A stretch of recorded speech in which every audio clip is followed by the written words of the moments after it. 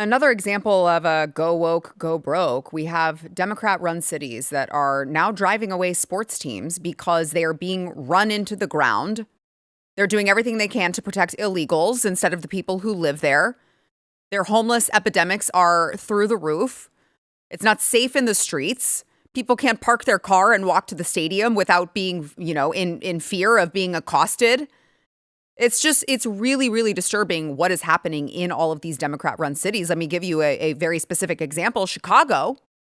Now they're scaring off the Bears. Yeah, I made the joke. Chicago Bears and Indiana lawmakers take big step towards new stadium in Indiana. Now, this is not a done deal, but it's looking likely. So the franchise said, we don't like it here. We need to go somewhere else. The Indiana Bears doesn't have the same ring, really. And Chicago Mayor Brandon Johnson, who, by the way, I told everyone when he was running, it was like, yeah, I get it. He's like maybe a little different, a little less radical leftist. He's still a radical leftist, guys. Don't be fooled. He nearly broke down in tears when he heard the news, and he was like begging the Bears to stay or some of that. Is my face straight? Okay. All right, let me keep a straight face here. The Bears belong in the city of Chicago.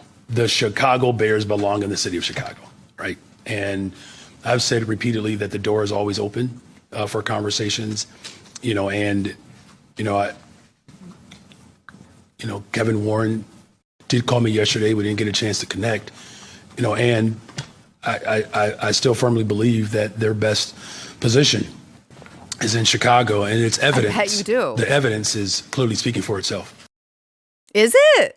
I don't know, but I can't wait to ask my friend, Jason Whitlock. He's the host of Fearless with Jason Whitlock. It airs on BlazeTV every day. You can find him as well as YouTube. Jason, thanks for joining me. Thank you, Sarah. I'm perfect for this topic. I know. I really am. I'm from Indiana. Got friends from Chicago. Kevin Warren, who Brandon Johnson just referenced, is the president of the Bears, and he was the first agent I ever had. Shut up. Yes.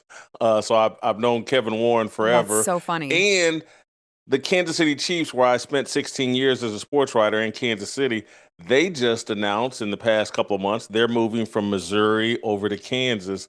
So this is not the first time NFL teams are switching states. Wow. Well, I mean, do you think that is my theory correct here, that it's how they run the cities that runs these franchises out of out of town? Incompetence will bite you in the rear end. And so let's take the Kansas City Chiefs that are leaving Missouri and moving over to Kansas. They really didn't want to do it, but it was run politically in an incompetent manner in, I think, I just screwed up the name, but Jackson County. Jackson County over in Missouri screwed it up and opened the door for Kansas to steal the Chiefs. The incompetence in Chicago has opened the door for Indiana and Northern Indiana to steal the Chicago Bears. People up in Northern Indiana, they are hardcore Bears fans. They'll still be called the Chicago Bears. It's a natural. They draw a lot of their fan base from that area because you got to remember, Sarah, the Indianapolis Colts only moved to the state of Indiana in 1984, 1985, my senior year of high school. So I'm not a hardcore Colts fan at all, and grew up watching a lot of Chicago Bears games in Indianapolis. And so incompetence will crack a door for the more competent to come in and take advantage. Yeah, I totally agree. So do you think there's going to be a trend now in the future of other sports franchises moving out of these crime-ridden or incompetent run? Typically, I'm just going to go ahead and say, you don't have to agree with me, that's fine. I'm going to go ahead and say these incompetent run cities usually are blue, usually are Democrat run. I know. Yeah, I think that without question, they're run by Democrats. Yeah.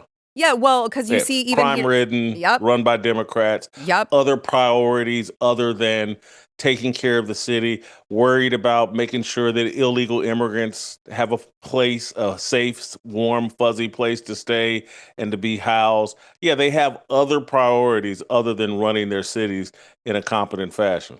Yeah, I've heard rumblings of some of the Dallas teams, whether it be the Mavericks or the Cowboys are already gone, but AT&T, these large corporations are all trying to move out of Dallas and into the suburbs because they don't like the way Dallas is run Safer. anymore. And by the way, the mayor claims that he's a newfound Republican or something, but it's the same song and dance with these cities.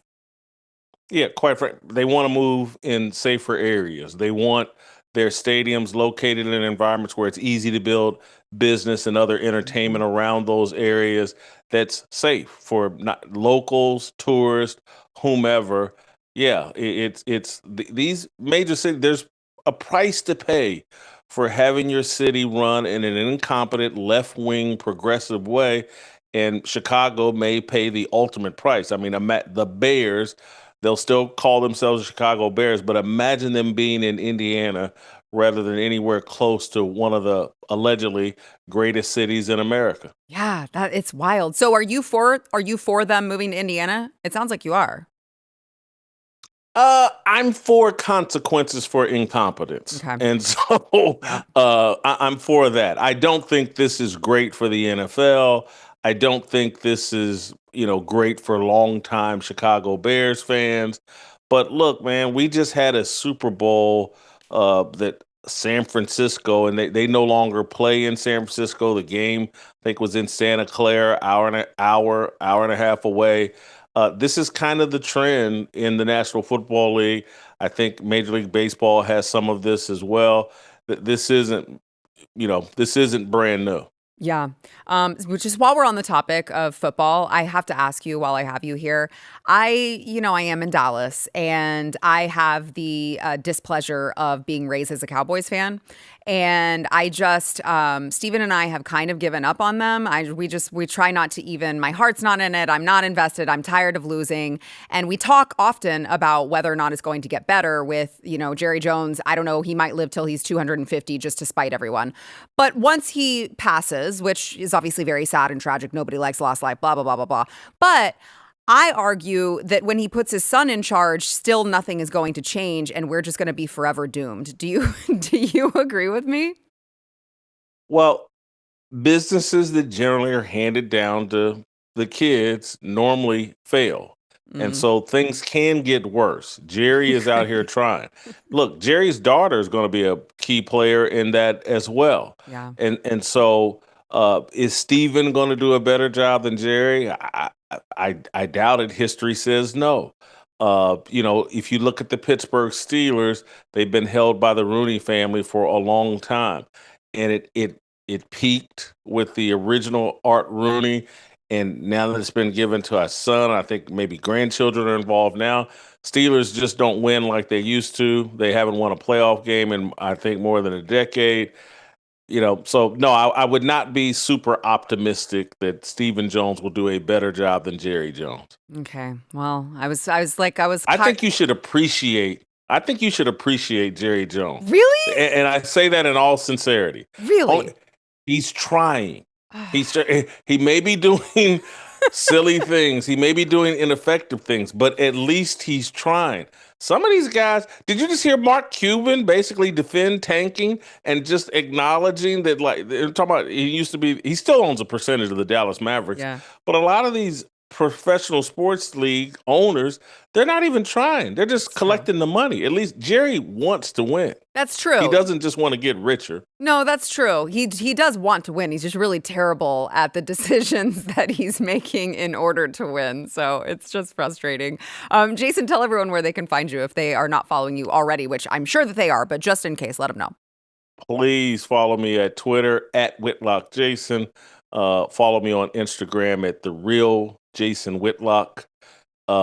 Thank you so much for having me on, Sarah. Yeah, Please invite me back, I will. and I'll be more than happy to join you. I will. I would love to. The man, the myth, the legend, Jason Whitlock. Thank you, sir.